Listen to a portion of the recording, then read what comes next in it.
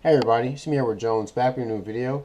This is a video on how to replace the ejector spring and the ejector spring rivet on a Remington 870. I'm pretty sure you guys remember this. I noticed that one of the rivets was loose. So as I tried to stake it, try to pin the rivet in place, I wound up breaking the ejector spring. And I later had to grind off. Let's see if you can get this on. See if you guys can see that. I had to grind off the tip of the rivet, and now I just got a new kit from Brownells. I ordered two springs and two rivets, and I'm gonna try something new here. Because one of the issues, I also had to buy. So I had to buy the rivet staking kit. And the complaint I had about this kit was that the tools are hardened and they cracked. So I was able to finish the job, but I only got one good use out of these tools. So I'm gonna try something different. I haven't seen anyone talk about this online. What I want to do is, for the new rivet, I'm going to use this torch to heat the rivet up just slightly, and just to make it soft enough to where it can be peened in place with less effort than if I were to do it as a cold job. And I think that what happened is, I think it will take less stress off. It wouldn't put as much stress on these tools, and it will keep the tool from breaking so easily. Because that was a complaint on Brownells that people had about these tools, that the tools for restaking rivets on the 870, they broke too easily. So I'm gonna try to record different clips of me just heating parts up, and also do it before and after. See, I got a little flashlight here. I'll show you right now that I got the.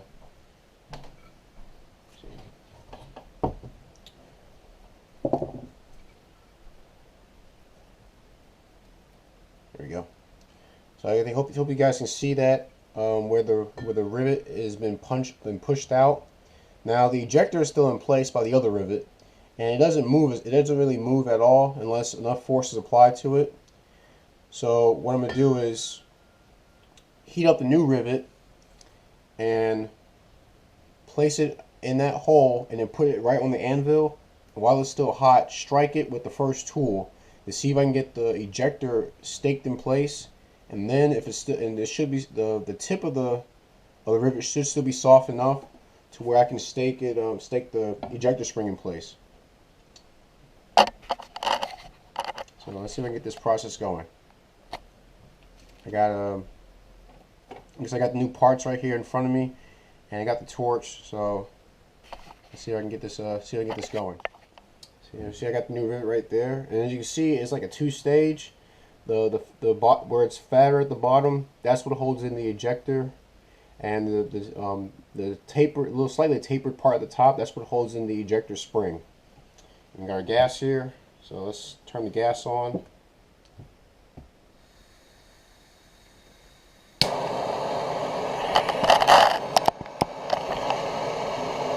I'm just gonna heat this thing up slightly just to get it kind of warm, so it'd be easier to stake in place.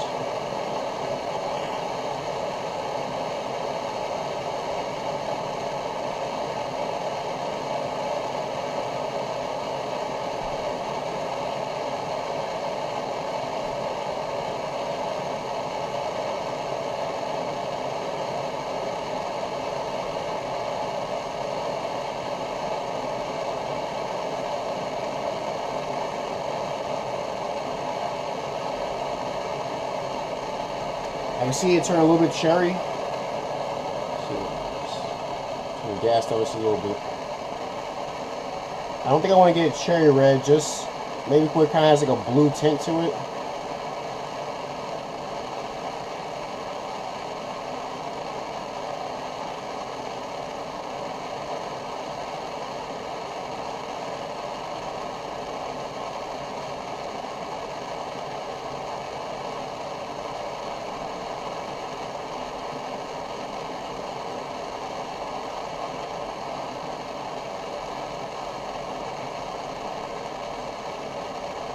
Yeah, it's starting to starting to change color a bit.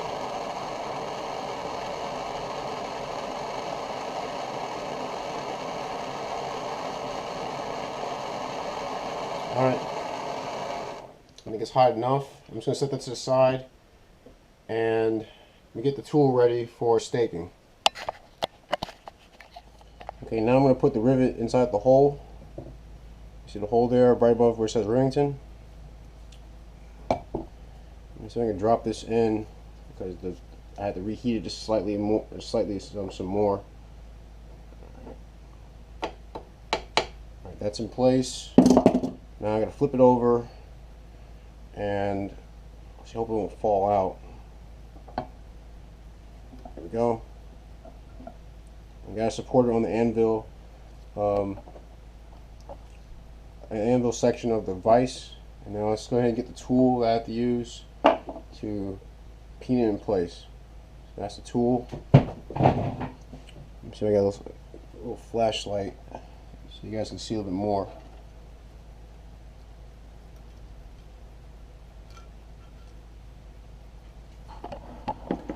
Move the camera a little bit close. I hope you guys can see that. Alright, let's give it a try.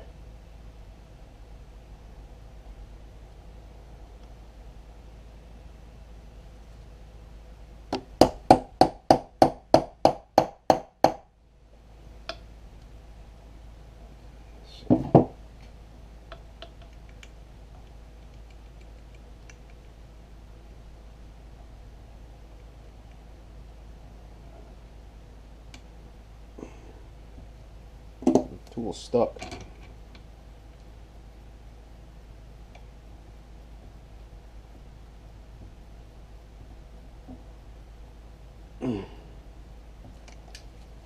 That's weird.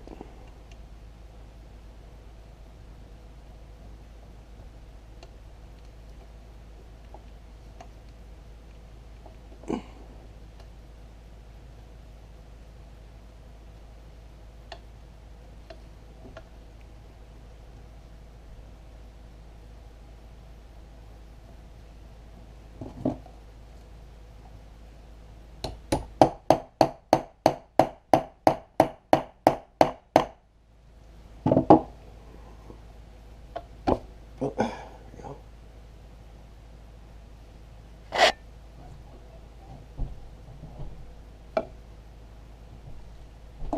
See, it may have stayed in place. I'm gonna kind of turn it. No, it still hasn't stayed in place.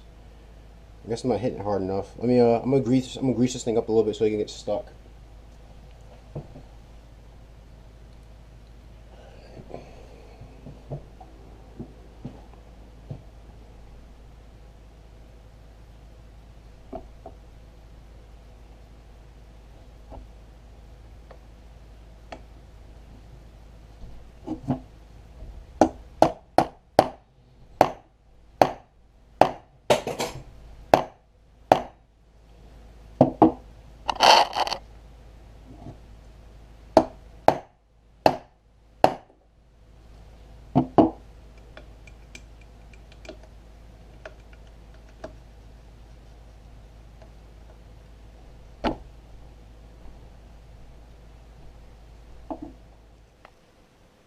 Well, I got it in place now.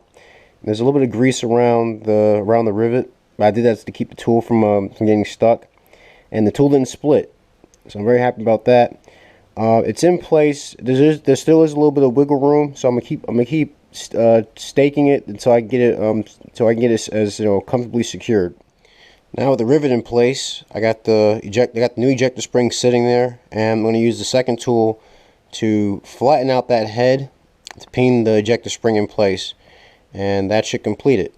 One thing I did have to do was while staking the rivet into the receiver, attaching the ejector to the receiver body, I actually had to open the vise, and with the tool on the rivet, slowly tighten down slowly wrench on the vise to kind of press the rivet down and to press the rivet in place. I don't have a. I wish I've had a bigger anvil to lay the receiver on. It'd be a little bit easier, but I tried that and it seemed to have done the trick. So let me see if we can. Let's see if we can secure this this new ejector spring in place. So now I got this ejector spring pinned in place, and it seems to be everything seems to be pretty solid. I'm putting the gun back together, and I'm just going to do an ejection test just to make sure everything is working properly. Now everything put back together, let's do a little function test. So right now the safety's on. Push the slide release. Let's see.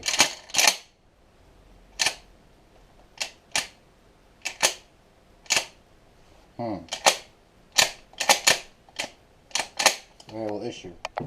So now I got the ejector spring is now in place. One thing to note, I just found this out. So when you put the new rivet in, and then you have your ejector spring in place, you see where I flattened it out, where I flattened the rivet. That has to be done. Otherwise, there's excess material that will stick up, which is good, because that means you have a lot more material to work with. But when you try to actually operate the action of the shotgun, that little part of the rivet doesn't stop the bolt from moving, but it does come in contact with the shotgun shell itself, to where you'll have, let's see, where's the shell? You'll have this happening. You see that I smoothed it out a bit more, but the base of the shotgun shell was actually jacked up, and it's because it kept coming in contact with the rivet as it was trying to be pulled as the slide was being pulled back. It couldn't release from the bolt because the rivet it kept contacting the rivet, keeping it from being ejected out. So what I did was I took a flat punch and gave it like 2 hits with the ball peen hammer, and it flattened it out to where now it operates properly. And I'll do a demonstration for you guys right now. I got an empty shell right here. I just put that in the chamber. And I say, pow. There we go. Now it ejects. I hope this information was useful to you guys. This is my second time actually doing this. The first time was a bit more of a pain because of, the tools breaking, and I didn't heat the rivet up. But I think from heating up the rivet and using a few more punches, just using a straight flat punch to flatten this out, really helped out with the finished product.